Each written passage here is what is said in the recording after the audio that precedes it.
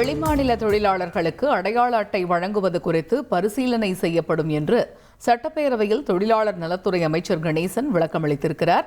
சட்டமன்ற உறுப்பினர் வேல்முருகன் எழுப்பிய கேள்விக்கு அமைச்சர் இவ்வாறு பதிலளித்திருக்கிறார்.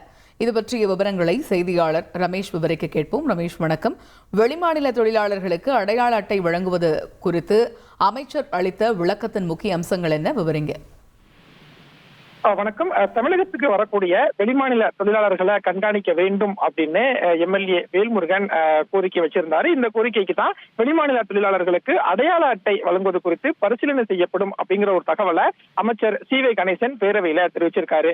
இன்றைய பேரவையில முதலமைச்சர் வசம் இருக்கக்கூடிய காவல்துறை மீதான மானிய கோரிக்கை விவாதம் அப்படிங்கிறது நடந்துட்டு இருக்கு. இந்த விவாதத்துலதான் சட்டமன்ற உறுப்பினர் வேல்முருகன் பேசினாரு. குறிப்பா வெளிமாநிலத்திலிருந்து தமிழகத்திற்கு வரக்கூடிய தொழிலாளர்கள் எதற்காக வருகிறார்கள், தமிழகத்துக்கு எந்த மாதிரியான வேலைகளை செய்கிறார்கள், அவர்கள் எங்கெல்லாம் பணியாற்றுகிறார்கள், எப்போது மாநிலத்தை விட்டு வெளியேறுகிறார்கள் போன்ற தகவலை எல்லாம் நம்ம கண்காணிக்கணும், இதற்குன்னு ஒரு அமைப்பை உருவாக்கணும் அப்படின்னு வேல்முருகன் கோரிக்கை வச்சிருந்தாரு. இதற்கு தொழிலாளர் நலத்துறை அமைச்சர் சி.வே. கணேசன் பதிலளிக்கும் போது, மாவட்ட ஆட்சியர் அலுவலகங்கள்ல வெளிமாநில தொழிலாளர்கள் வருகையை பதிவு செய்ய வேண்டும் அப்படின்னு ஆட்சியர்களுக்கு ஒரு அறிவுறுத்தல் ஏற்கனவே கொடுக்கப்பட்டிருக்கு.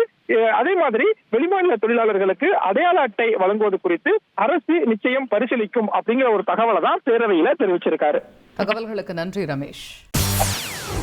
செய்திகளை உடனுக்குடன் தெரிந்து கொள்ள உடனே சப்ஸ்கிரைப் பண்ணுங்க.